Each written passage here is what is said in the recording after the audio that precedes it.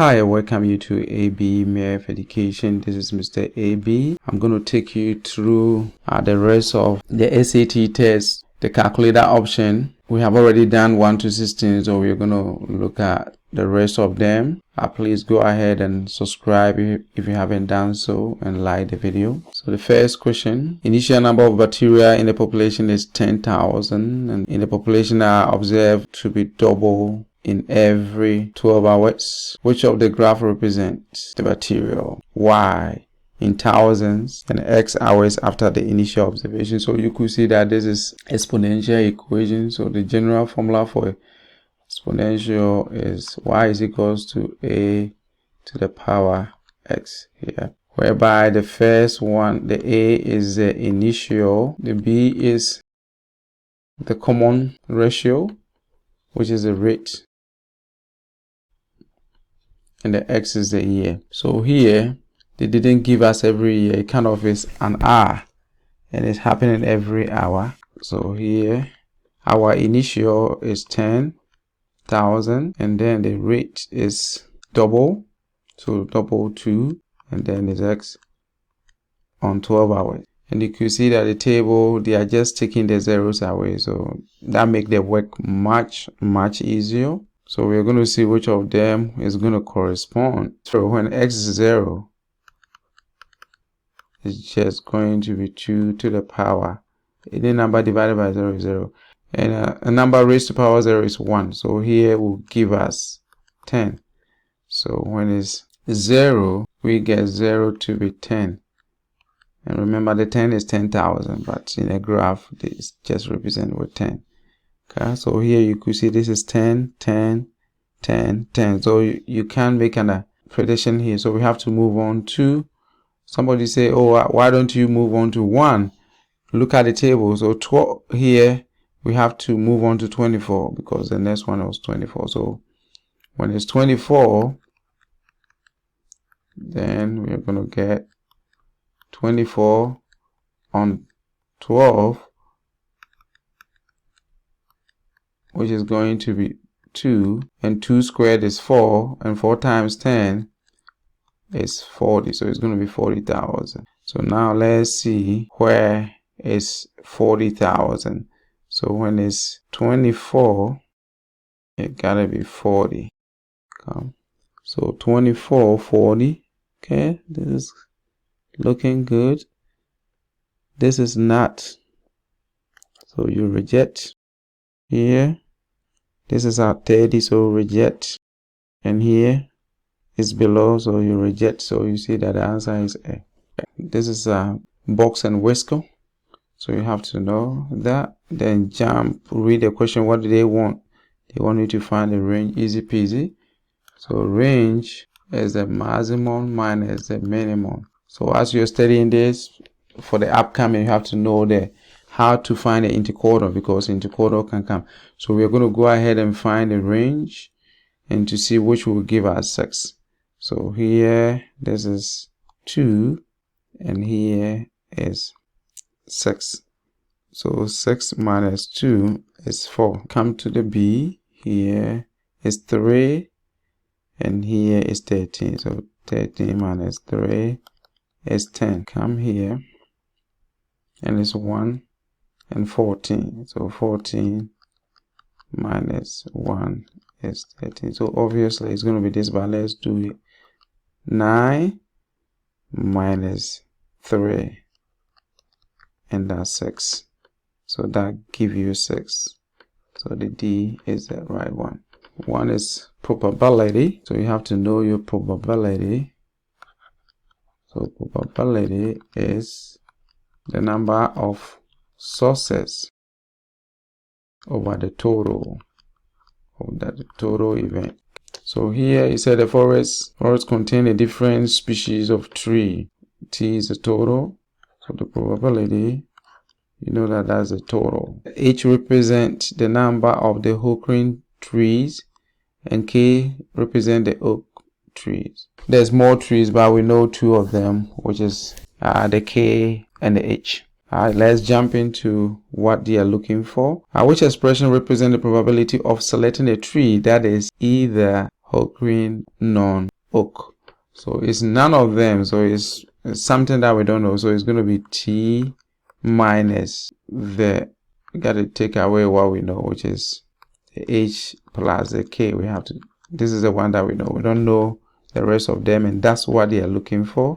You look at here, you don't see it. Let's remove the parentheses, and we got H minus K and all on T, and basically that is the B. It is a quadratic question, so you have to know your vertex form of a quadratic. So here they were just looking at a point. So what is a point in this given? Normally this is a general formula. So the point, the x-axis is always flipping. Okay, so here is positive, so it would have been negative h and then positive k. This is a point on that. It behaves a little similar to the slope. They are always flipping that way.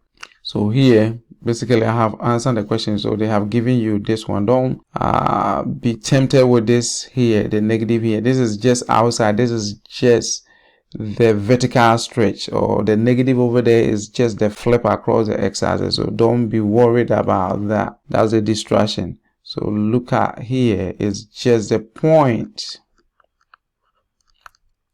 in there is just negative h, and this one, as you see it, is positive k. And now you have to know your cardinal points. Here is positive and positive. Here you always take the x-axis first, so negative and positive. So that's right there. Here negative negative, and here positive negative. So the quadrant 2 is the answer. Now, this question is like a percentage type of question. So in the beginning of the day, there were 500 items for sale in a store, and then the number of items for the sale at the end of the day represent our percent. Anytime you hear percent, what have to come into your mind is 100. So somebody say, where is that 100 coming from? Everything is 100%. So be aware with that. The number of items for sale at the end of the day. So at the end of the day, it was 100, and then some is going and it's over 100 times the total. Since they are utilizing parentheses, let's utilize percentage 2. So times 500. Okay, so you can remove that.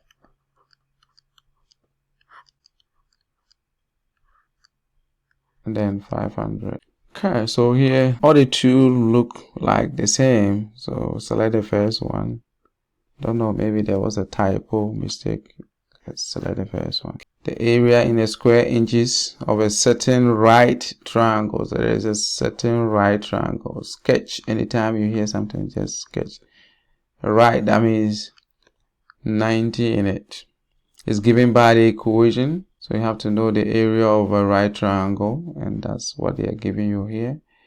And the B is the length and of the one of the leg of a triangle. So if here is B, and then there's two sides of it, so definitely here is going to be the 2B, which expression represents in inches of the shortest leg. So yeah, it kind of, yeah, trying to come with some kind of special triangle. So here you realize that this is the B and this is a double of it. So definitely the shorter one is going to be that. So it's just going to be that. Yeah. So most of the time read what they need. They are looking for the total volume. And then you have to look at here is a cylinder. So a volume of a cylinder is pi r squared h. You gotta know your pi. It wasn't given, so take it to be 1/4. You need your radius. The radius was given in the form of a diameter. So diameter divided by 2 is a radius. So you have to divide that by 2. If you make that mistake, you will get it wrong.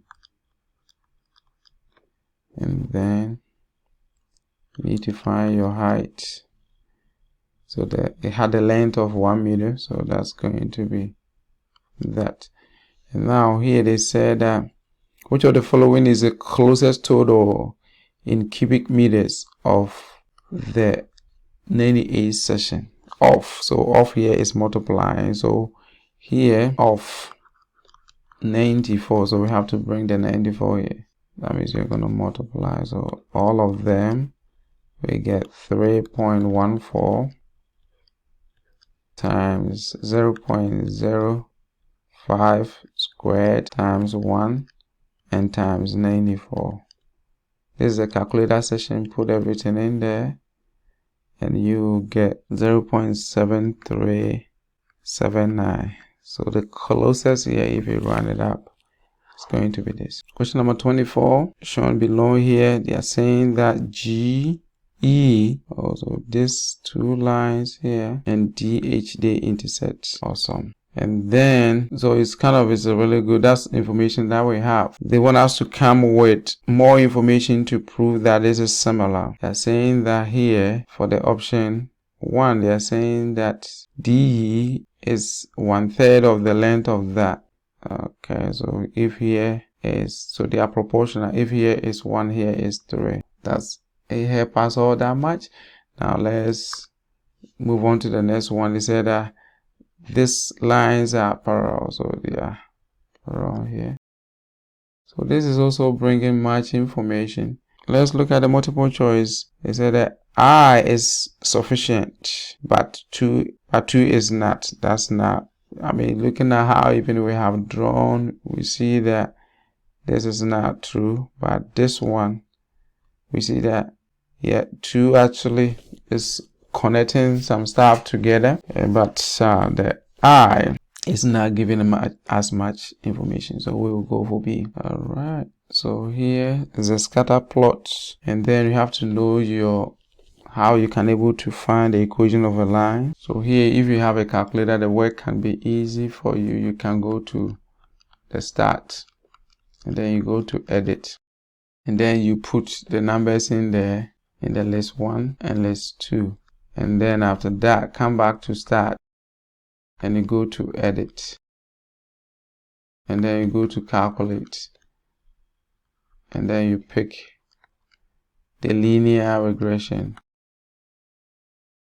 and that will give you the equation. Okay, but if you and this is a point that you're going to put the point that the line went through, which is 3.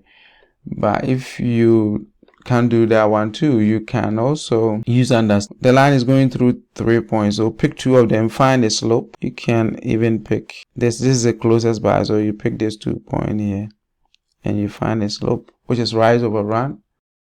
So here you use a rise over run, and you see that this numbers is going by 2 2, so it's rising 6. Gotta see that 1 2 3, so it's rising 6, and it's running here is going by 1 1, it's running 1, so the slope is 6. So here you have your 6x plus the b. The line didn't go all the way, so we don't know the y-intercept. So you can also use another point to find the y-intercept. It doesn't matter, you can pick this point and you'll get it right. But let's pick the easy one. So let's pick this point to find our y-intercept. So at that point, which is 1 and 4, will give us, this is x, this is y. So 4 is equals to 6, 1 here, plus b. So this will be 6 minus that, and that will be b, and the b is just -2. So you got your equation to be 6x minus 2. So you see that it's crossing that.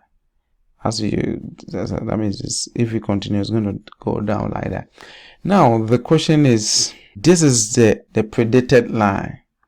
This equation here is a predicted equation line, and they want us to find which of the data point that has actual y value that is 2 more than the y predicted. So you plug in the point. So if you plug a, and the a is 210, remember there's x and this is y, So you plug it in there to see which will give you that.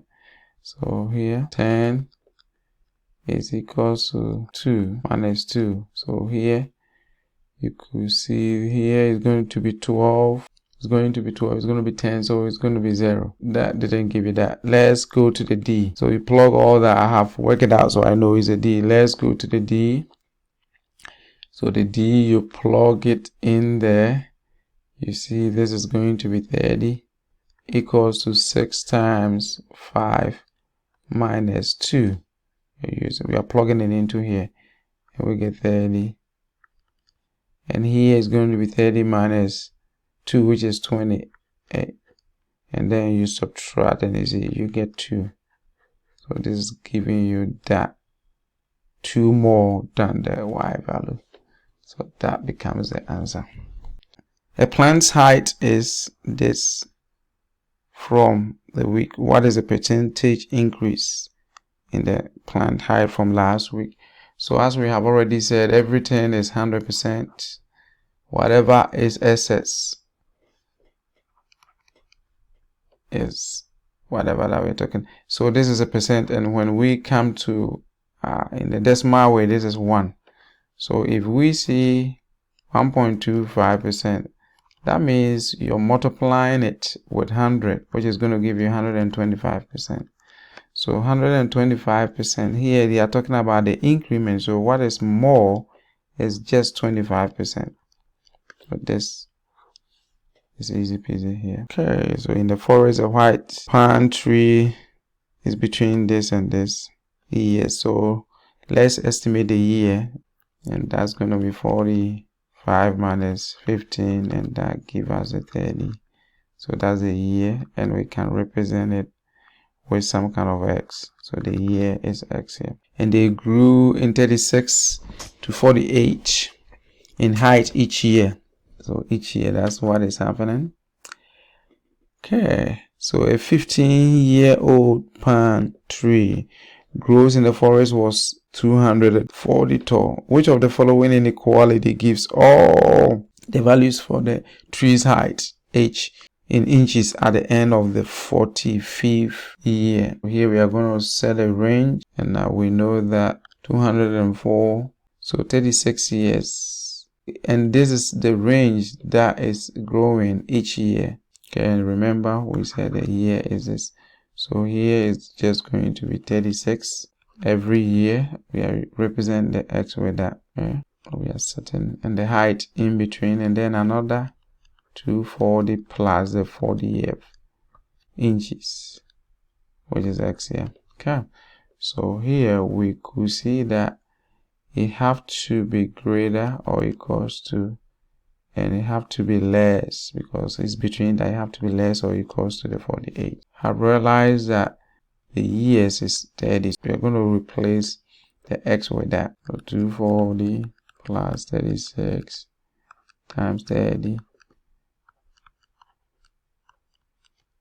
So that will give us a range of how the tree, and here is also 30. And if we do that, this is a calculator active, so you can put it in there, and then you see that it will get 1320, and here will be 1680, which is this is a percentage. So a percentage, as we said, anytime we talk about percentage, 100 have to come into your mind. So you see all the 100, that's where it's coming from.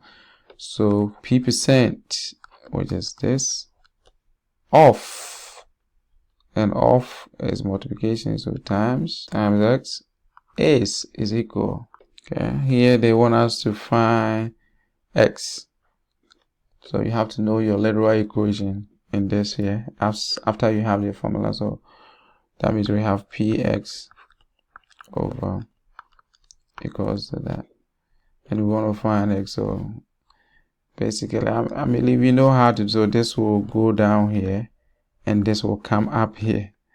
So it will be just, I mean, you can go ahead and do it. I'm just trying to show you another way of doing it. So the X is just 100 times 3 as you're cross multiplying and then simplifying, and then here will be just p, which is c. Okay, so we have been given this function, exponential function.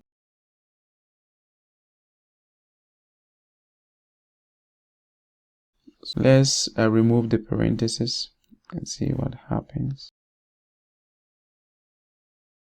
And then minus 2. So be careful, don't be tempted to pick this, because here we have already removed the parentheses, so they don't expect us to put the parentheses back.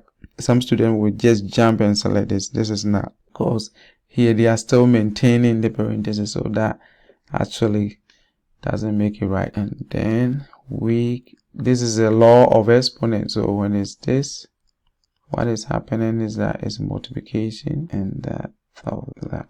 So what we could do, this is just a number, there's a variable here, so we can keep on maintaining that. We can get 3 this times 3 squared. Okay, so keep on all the laws of exponent that you know, and then until you see the answer. So here will turn into 9. So you see that now this is popping in, and then here we are getting 1 over 9. Let me write that first, 1 over 9, because since it's first here, times this here. And then where is this coming from? So this negative is where that is coming. So we can do this as 1 over 9. And then here we can say it's 1 over 3, and all without the negative. So that is the best option here. So just apply your law of exponent to come with it. Okay, so this is the last one when it comes to the calculator option multiple choice. So 2 different store owners, shopping center, estimate the percentage of all the visitors who were wearing eyeglasses, and each of them select a random of the shopping visitors and record the visitors who were wearing eyeglasses, and the results is here. So here we see the percentage of visitors wearing. So all of them kind of, the percentage is the same, but the margin of error, as you have studied, where do we get a lot of margin of error? Whereby the sample is really small, that a lot of give you margin of error. So as you're going here, the question is, which of the following is most likely reason that the results for A has a large margin of error? So it could be this have a really small, the sample A has a small visitors. So here let's see, A have more visitors. No, sample B include more visitors than that. So that could be the reason why this one have a smaller margin of error, because as you're looking at all the options, this stands out. Thank you for sticking all the way with me to the end. Please go ahead and subscribe if you haven't done so. Like it and leave us a comment. Be blessed. Check out the playlist for SAT, Math. We have a lot in there. We are pumping a lot of stuff in there to make you successfully pass your SAT, so that you can get the scholarship that you're looking for. Bye-bye.